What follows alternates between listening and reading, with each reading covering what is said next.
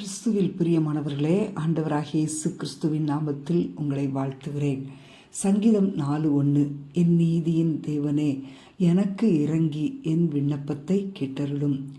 தாவீதின் வாழ்க்கையிலிருந்து நாம் கற்றுக்கொள்ள வேண்டிய ஒரு முக்கியமான பாடம் என்னன்னா, அவன் தேவன் பேரில் நன்றி நிறைந்த இருதயம் உள்ளவனாகவும் தேவனுடைய நன்மைகளை அறிந்தவனாகவும் வாழ்ந்தான்.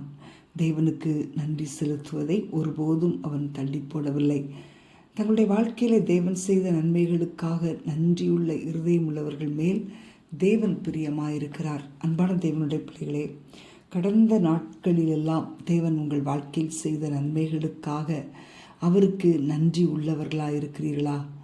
சூரிய வெளிச்சம் பட்டதும் உருகி போகிற பனியைப் போல கடினமான பாதைகள் மறைந்துவிடும். தேவனை துதித்து பாடும்போது நீங்கள் கடந்து செல்லும் பாடுகளும் வேதனைகளும் தானாக தீர்க்கப்பட்டுவிடும். ஏனென்றால் தேவன் உங்களுக்கு உண்மையுள்ளவராய் இருக்கிறார். இரக்கமுள்ள தேவன் நெருக்கத்திலிருந்து நீங்கள் ஏறெடுக்கிற ஜெபங்களை கேட்டு உங்கள் நீதியுள்ள கிரியைகளுக்காக சத்துருக்கள் மேல் வெற்றியை கொடுப்பார்.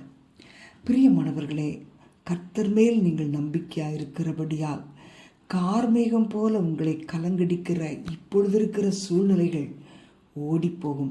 ஏனென்றால் அவர் தம்முடைய இரக்கங்களை உங்கள் மேல் தாராளமாக அனுப்பி கொண்டே இருக்கிறார். தேவனுடைய இரக்கங்களுக்காக அவரை நோக்கி கூப்பிடுகிற உங்களுடைய ஜெபங்களுக்கு நிச்சயமாய் பதிலுண்டு என்று நான் உறுதியாக சொல்கிறேன். ஏனென்றால் நம்முடைய தேவன் ஜெபங்களுக்கு பதில் கொடுக்கிறவர்.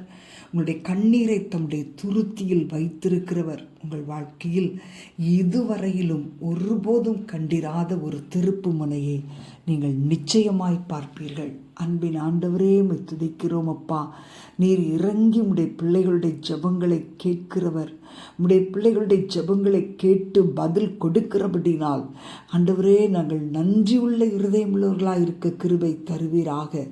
இதுவரைப்பட்ட பாடுகள் போதும் ஆண்டவரே.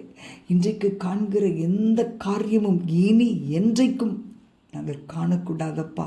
உம்முடைய இரக்கங்கள் அளவில்லாமல் எங்கள் வாழ்க்கையில் உண்டாகட்டும். மலைகள் ஆண்டவரே, மலைகளும் குன்றுகளும் சமமாய் மாறட்டும். சோர்வுகள் மாறட்டும்.